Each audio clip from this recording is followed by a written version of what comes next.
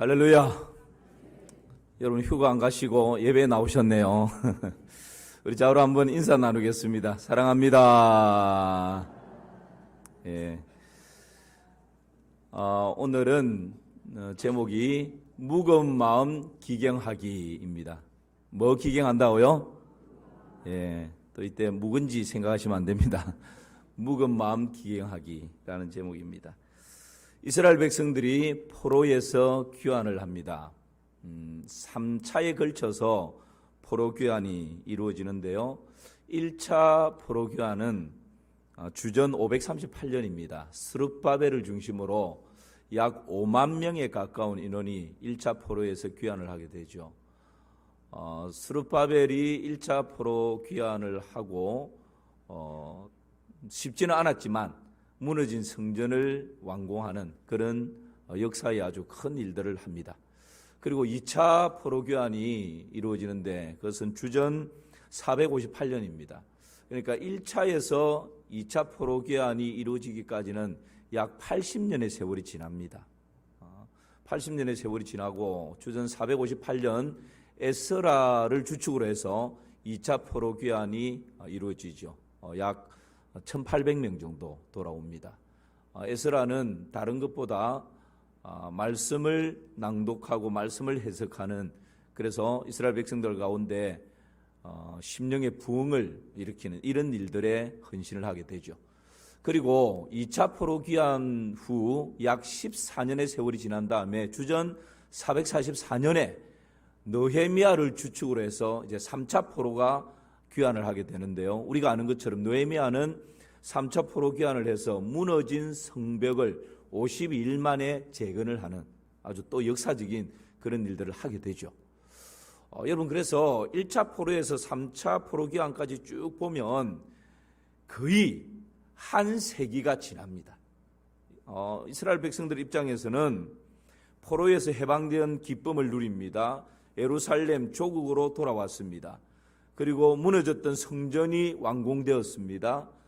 그리고 성벽이 재건되고 이방 나라의 어떤 공격으로부터 나라를 안전하게 지킬 수 있는 토대가 마련되었습니다. 그리고 뭐 포도원이나 감람원이나 이런 곳에서 또 농사를 짓고 과일을 재배해서 많은 풍성한 열매를 얻습니다. 그러는 가운데 여러분, 이들에게 모든 것이 다 완벽하게 준비되어졌는데 이들에게 또 하나의 아쉬움이 남습니다. 그것이 뭘까요? 성전도 있고 마음만 먹으면 성전에 가서 예배할 수 있고 기도할 수 있고 성벽도 다 준비되어져 있고 안전하게 거하고 포도농사, 밭농사 하면서 풍족합니다. 모든 것이 준비되어졌고 모든 것이 풍족하고 모든 것이 넉넉한데 정작 이 심령에 부흥이 없는 것입니다. 메마른 심령이 한 세기, 100년 가까운 시간이 지나면서 또다시 그 조상들이 섬겼던 우상 앞으로, 또다시 그 조상들의 완고한 마음으로, 높아진 마음으로 뭔가 이렇게 백성들의 마음이 회개하는 그런 지금 순간을 맞이합니다. 여러분, 이럴 때에 이스라엘 백성들은 어떻게 할까요? 우리도 이럴 수 있습니다. 이전보다는 풍족한데, 이전보다는 넉넉한데, 살아가는 삶이 너무 편리하고 너무 좋은데, 이런 편리함이, 이런 풍족함이, 이런 넉넉함이, 이런 좋은 환경이 오히려 하나님을 향한 우리의 마음이 흩어지게 만들고 하나님 말씀에 대한 사모함이 점점점 희미해지게 만들고 부흥을 달라고 이 가슴에 하나님 불을 달라고 가슴을 치면서 밤을 지새웠던 기도의 무릎은 점점점 약해지는, 여러분, 어쩌면 지금 이 시대를 살아가는 우리 그리스도인들이, 한국 교회의 그리스도인들이, 우리 마산 3.1교회의 그리스도인들이 지금 이스라엘 백성들이 직면한 다른 위기가 아니라 영적 위기에 맞닥뜨려 있지는 않은지, 이 시간 우리는 다시 한번 다른 환경이 아니라, 현실이 아니라, 조건이 아니라, 상황이 아니라 우리의 심령을 들여다보는 그런 은혜가 있기를 주님의 이름으로 축원합니다. 이것이 여러분 다시금 살아나는 길입니다. 이런 상황 가운데서 이스라엘 백성들은 어떻게 합니까? 느헤미야 9장 1절 2절 말씀 한번 보시기를 바랍니다. 우리 같이 한번 읽어볼까요? 그달 29날에 이스라엘 자손이 다 모여 금식하며 굵은 베옷을 입고 티끌을 무릅쓰며 모든 이방 사람들과 절교하고 서서 자기의 죄와 조상들의 허물을 자복하고, 여기 여러분 노란 글씨로 색깔을 달리한 단어를 한번 보십시오. 금식, 베옷, 티끌, 절교, 죄, 허물, 자복. 이런 단어들을 붙들 때 우리의 영혼은 정결케 됩니다. 이런 단어들을 붙들 때, 다시 한번 띄워보십시오. 이런 단어들을 붙들 때 여러분 우리의 메말라버린 눈에 다시금 눈물이 고이기 시작합니다. 이런 단어들을 사모하고 붙들 때 우리의 완악한 가슴에 다시금 성령의 불이 임하는 그런 역사가 있게 되는 것입니다. 여러분, 오늘 저는 말씀의 제목을 묵은 마음 기경하기. 혹 지금 여러분의 마음밭은 어떻습니까? 예배 가운데 나왔는데 하나님의 은혜에 대한 사모함이 간절합니까? 하나님을 생각하며, 하나님, 한 주간 제가 이렇게 살았는데 오늘 나에게 뭐라 말씀하고 싶습니까? 이 질문을 가지고 지금 하나님 말씀에 메마른 땅이 단비를 기다리는 것처럼 그런 갈급함으로, 간절함으로 말씀에 귀를 기울이고 있습니까? 여러분, 혹 우리의 마음이 가시밭 같고 돌짝밭 같고 길가밭처럼 그렇게 굳어 있고 더럽혀져 있는 그런 마음은 아닌지, 여러분 이 시간 우리의 마음밭을 다시 한번 점검해 보시기를 바랍니다. 만약 그런 마음으로 지금 내가 앉아 있다면 내 마음은 묵은 마음입니다.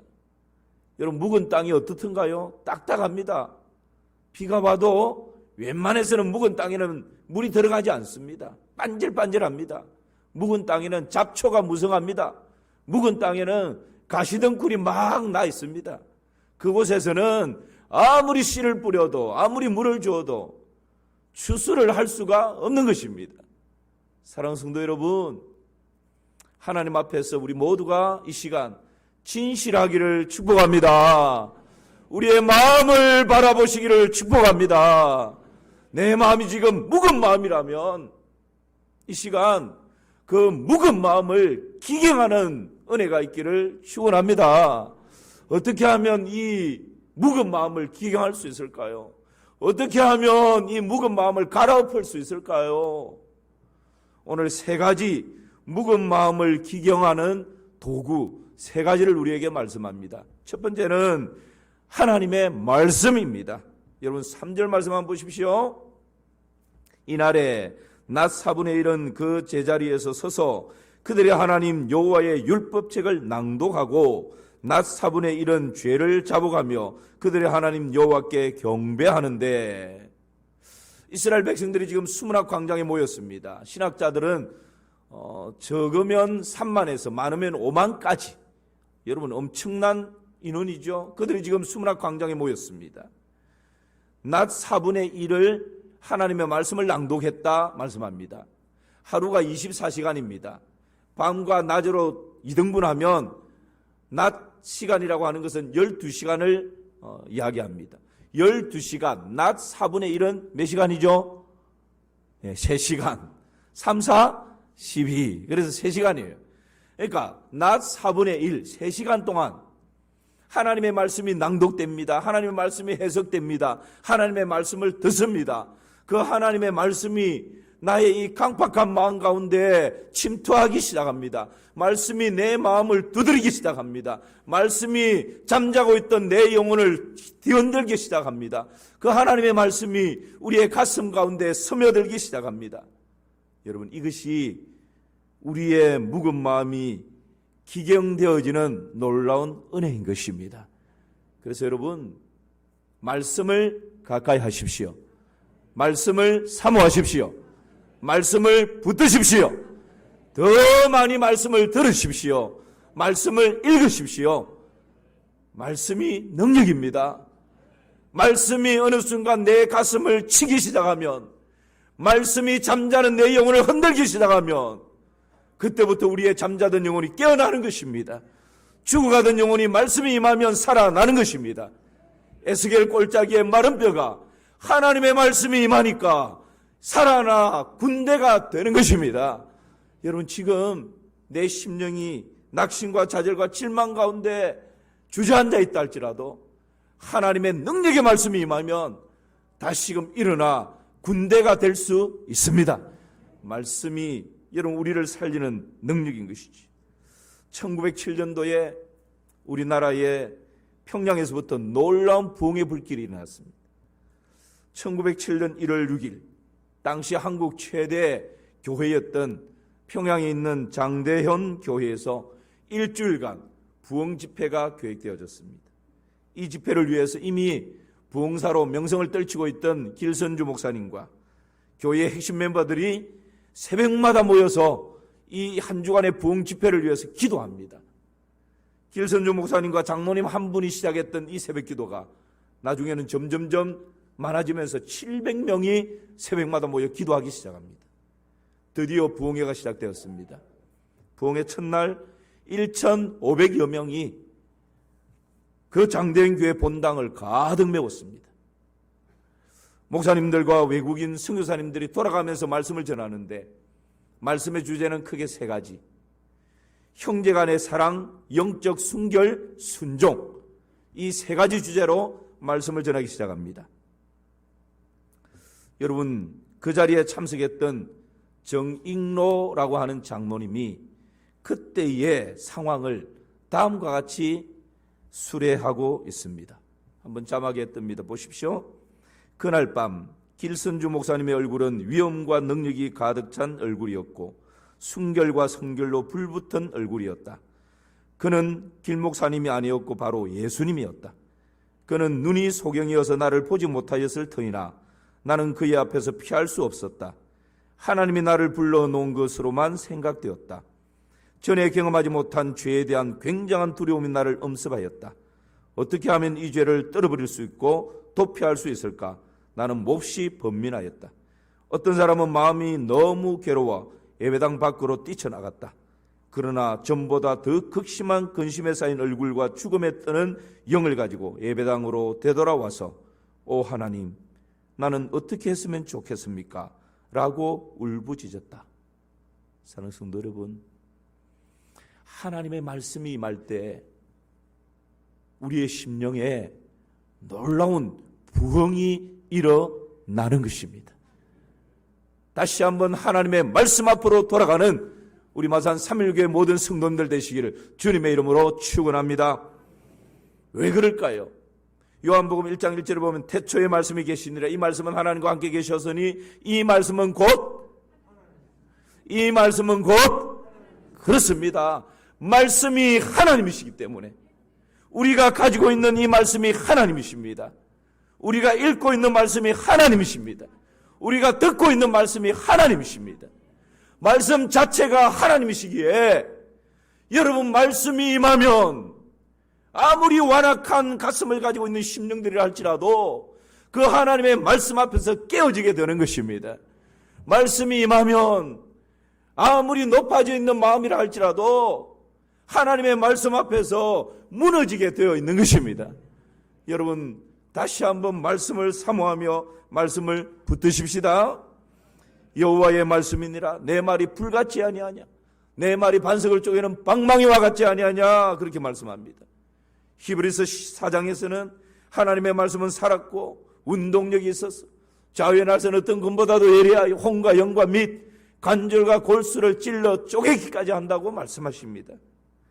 말씀이 임하면 죽어가던 영혼들이 살아나고 병든 영혼들이 치료받습니다.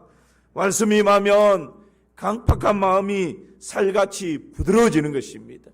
하나님의 말씀이 임할 때 여러분, 우리의 묵은 마음이 기경되는 것입니다. 그래서 묵은 마음 기경하는 첫 번째 요소는 하나님의 말씀입니다.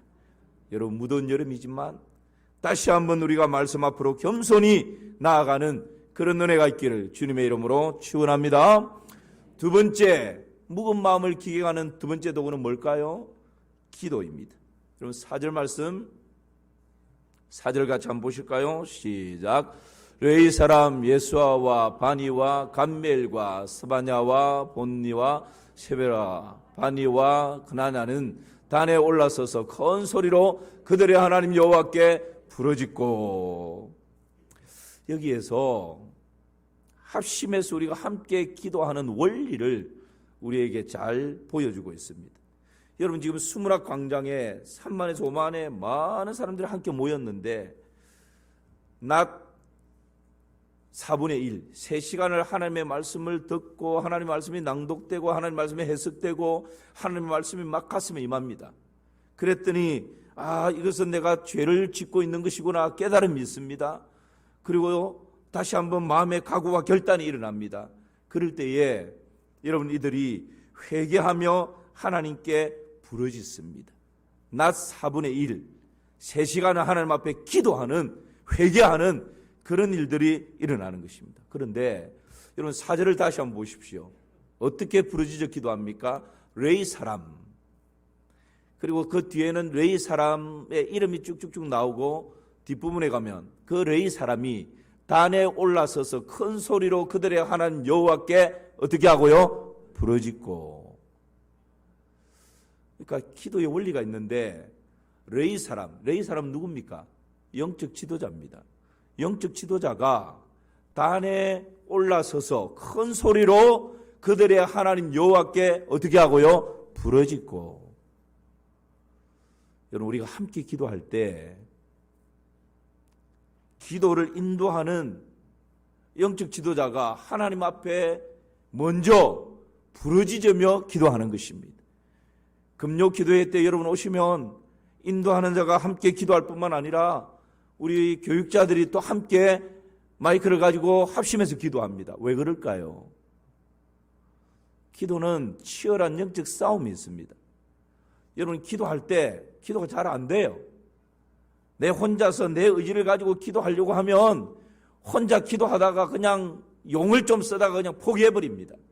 왜 그럴까요? 악한 영들이 기도하지 못하도록 방해하기 때문에 그렇습니다. 왜요? 기도하면 무슨 일이 일어날지 알기 때문에 될 수만 있으면 기도를 하지 못하도록 딴 생각을 불어넣습니다. 기도하다가 보면 딴 생각하고 있어요. 기도하다 보면 어느새 졸고 있어요. 기도한다고 하는데 어느새 몸이 피곤해서 그냥 아무 생각 없이 기도가 안 될 때가 많습니다. 여러분, 이럴 때에 누가 필요한 것입니까? 깨어 앞서 기도하는 영적 지도자들이 필요한 것입니다. 목회자가 필요하고 장로님들이 필요하고 집사님들이 필요하고 권사님들이 필요하고 기도하는 기도의 사람들이 필요한 것입니다. 그런 영적 지도자들이 먼저 여호와 앞에 부르짖어 기도할 때 여러분, 졸립고 잠자던 기도를 놓아버리고 있는 심령들이 다시금 기도의 줄을 붙들게 되는 것입니다. 다른 생각에 사로잡혀서 기도가 안 되던 사람들이 누군가 소리내어 부르짖어 기도할 때 거기에 여러분 영향을 받고 함께 기도의 엔진이 걸리게 되는 것입니다. 지금 수문학 광장에 모여있는 이 이스라엘 백성들이 그렇게 기도했다는 거예요. 그냥 기도한 것이 아니라 레위 사람들 이름까지 거명을 합니다. 누구 이런 레위 영적 지도자들이 단에 올라서서 여호와 앞에서 크게 부르짖어 기도하고 백성들이 함께 더불어서 기도하는 이런 기도의 불꽃이 타오르게 되는 것입니다. 사랑하는 성도 여러분, 부르짖어 기도할 때 우리의 메마른 눈에서 다시금 눈물이 고이기 시작합니다. 부르짖어 기도하기 시작할 때 여러분, 우리의 메마른 가슴에 성령의 불이 다시금 임하기 시작합니다. 그래서 여러분, 부르짖는 기도를 더 많이 하십시오. 어느새 우리 한국교회가 이 부르짖는 기도를 잃어버렸습니다. 하나님 앞에 부르짖어 기도할 때 하나님께서 딴 생각들이 떠나가게 하시고 우리의 마음 가운데 성령의 능력으로 임하시는 것입니다. 사도행전의 오순절의 역사가 여러분 120명이 함께 모여 일심으로 여호와께 부르짖으며 약속하신 성령을 기다릴 때, 그때 여러분 강력한 성령의 임재하심이 나타나지 않습니까? 얼마나 부르짖어 기도했던지 땅이 진동하는 역사가 사도행전 가운데 일어나는 것입니다.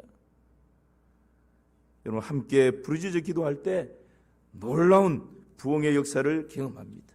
누가복음 22장 44절 말씀 한번 보십시오.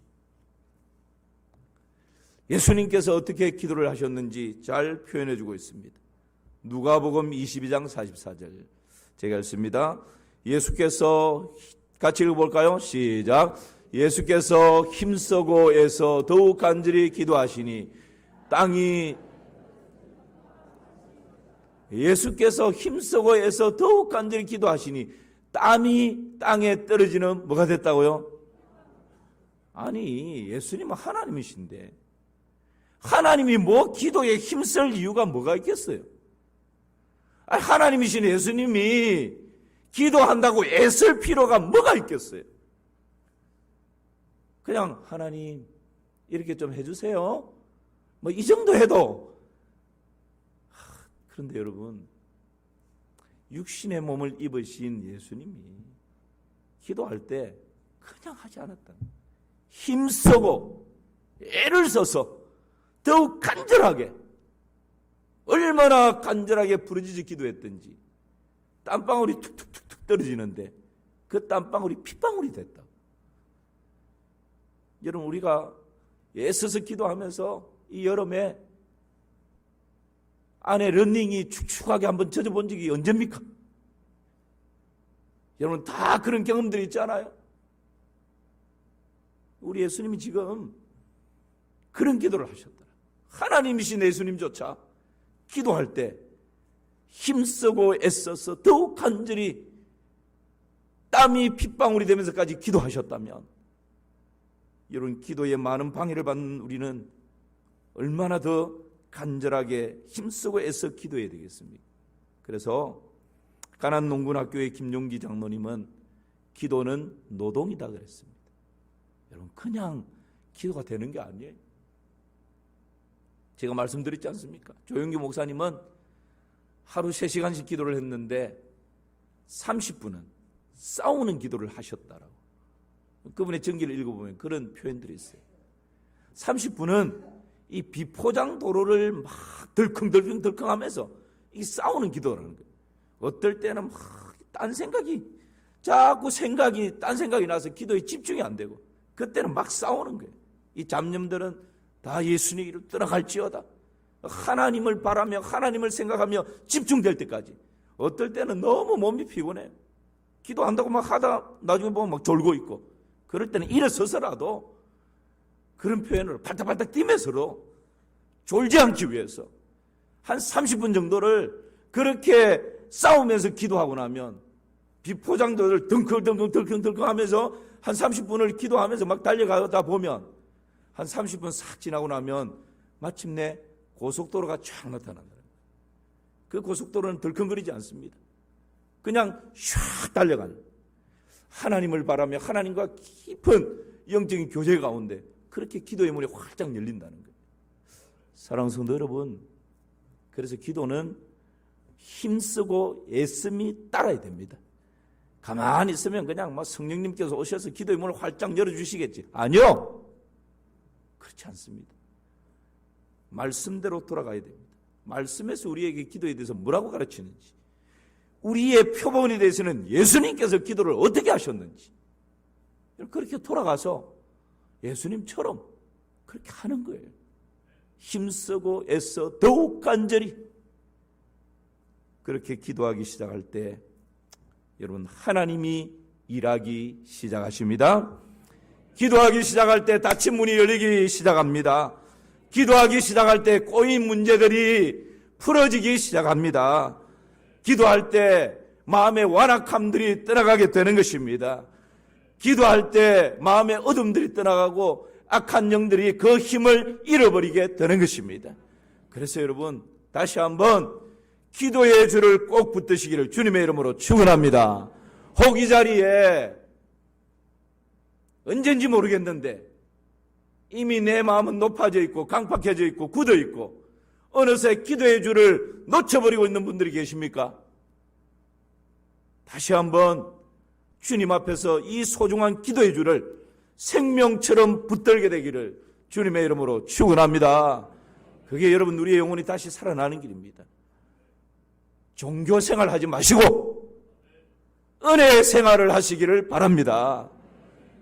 종교 생활은 너무너무 그럴싸하게 할 수 있어요. 여러분 우리가 종교 생활 하려고 지금 이렇게 나와서 예배드리고 신앙생활 하는 거 아니지 않습니까? 어느새 제가 그냥 넓게 표현하겠습니다. 어느새 우리 한국교회가 종교 생활하는 신자들로 너무 많아져 버렸어요.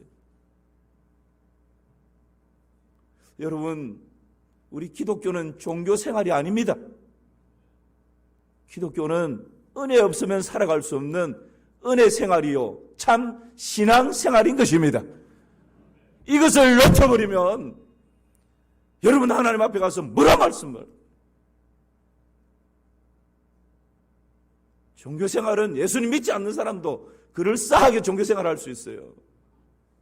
정말 내가 예수님을 구주와 주로 믿는 내 인생의 주인이요 왕으로 모신 사람이라면 종교생활이 아닙니다.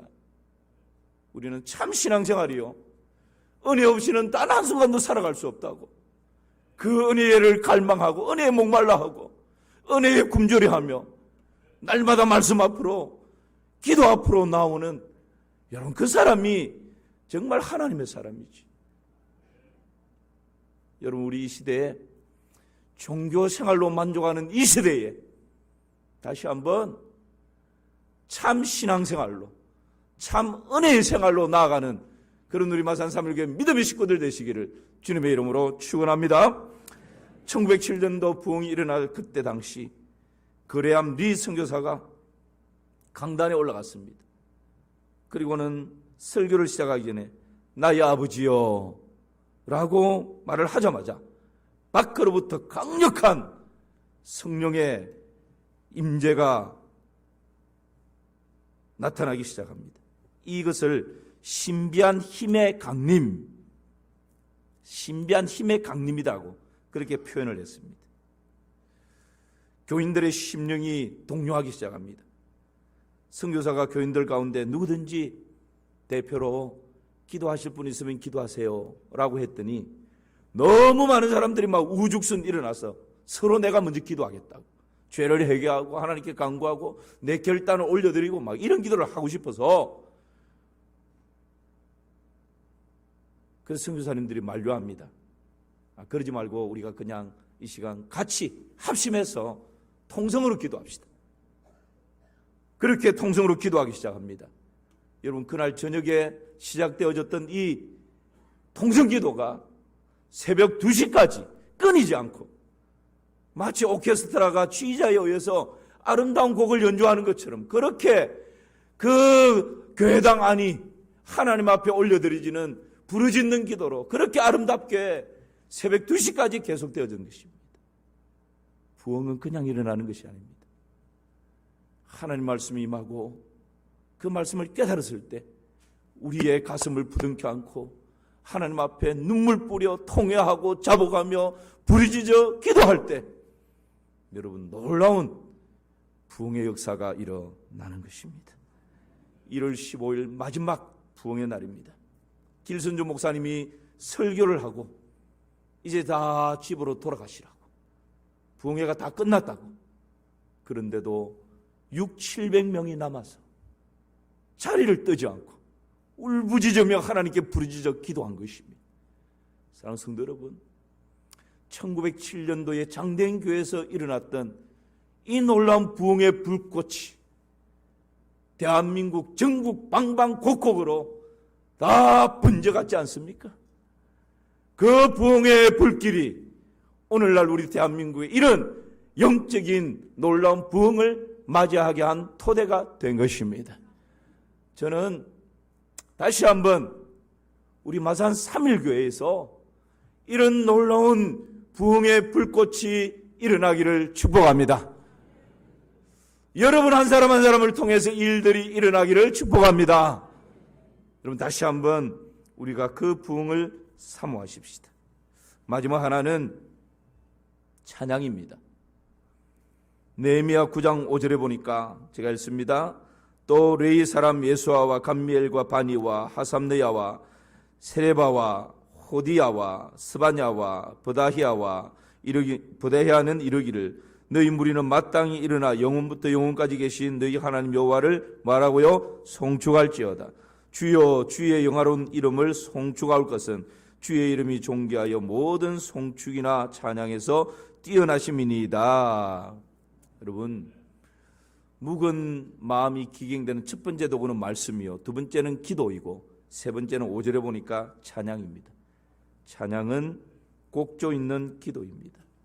찬양에는 회개의 찬양이 있고 내 마음과 각오를 결단하는 그런 결단의 찬양이 있습니다. 또 영적 싸움을 하는 찬양이 있습니다. 그리고 하나님을 높이는 경배의 찬양이 있습니다. 어떤 찬양이든지 찬양할 때 우리의 마음에 죄악이 떨어져 나갑니다. 여러분 찬양할 때 죄악의 습관들이 떠나가게 되는 것입니다. 찬양할 때 육신의 질병이 치료받습니다. 찬양할 때 악한 영들이 한 길로 왔다가 7길로 떠나가는 것입니다. 찬양할 때 묵은 마음이 기경되는 은혜가 있는 것입니다. 찬양할 때 메마른 심령에 성령의 불이 임하는 것입니다. 그러므로 여러분 찬양을 놓치지 마십시오. 다윗은 아둘람굴에 숨어 있을 때 환난당한 자, 빚진 자, 마음이 원통한 자 400명이 모여듭니다. 그럴 때 다윗이 이 400명과 더불어 무엇합니까? 하나님을 예배하고 하나님을 찬양합니다. 그때 쓰여진 시편이 두 편 있는데 57편과 142편입니다. 57편에서는 이렇게 말씀하고 있습니다. 여러분 보십시오. 그들이 내 걸음을 막으려고 그물을 준비하였으니 내 영혼이 억울하도다. 그들이 내 앞에 웅덩이를 파서나 자기들이 그 중에 빠졌도다. 하나님이여 내 마음이 확정되었고 내 마음이 확정되었사오니 내가 노래하고 내가 찬송하리이다. 함께 읽습니다. 내 영광아 깰지어다. 비파여 수금아 깰지어다. 내가 새벽을 깨우리로다. 할렐루야. 여러분 다윗은 환난당한 자, 빚진 자, 마음이 원통한 자들, 마음에 상처 입은, 마음이 묵은 땅처럼 그런 마음을 가지고 있는 이 400명들과 더불어서 다른 거 한 게 아니에요. 하나님을 예배하며 비파를 키면서 하나님을 찬양하는 것입니다. 그들과 함께 내 이름 아시죠. 내 모든 생각도 내 흐르는 눈물 그가 닦아주시죠. 이들과 함께 이렇게 하나님을 찬양하며 나갈 때 어느새 굳어있던 이들의 마음이 부드러운 마음으로 녹아지는 것입니다. 어느새 증오와 미움으로 두 주먹을 불끈 쥐고 있었던 이들의 눈에서 눈물이 흐르기 시작하는 것입니다. 어느새 원통함을 가지고 복수의 칼을 갈고 있던 이들의 마음에서 그 칼을 내려놓고 용서와 사랑의 단어들이 그 심령 가운데서 열매 맺기 시작하는 것입니다. 여러분 찬양은 이런 것입니다. 그래서 찬양할 때 여러분 우리의 묵은 마음들이 기경되어지고 찬양할 때 우리의 굳은 마음들이 부드러운 마음으로 열려지게 되는 것입니다. 오늘 묵은 마음을 기경하기, 이 묵은 마음을 기경하는 세 가지 도구가 있는데 첫 번째는 뭐라고요? 말씀입니다. 두 번째는요 기도입니다. 세 번째는요 찬양입니다.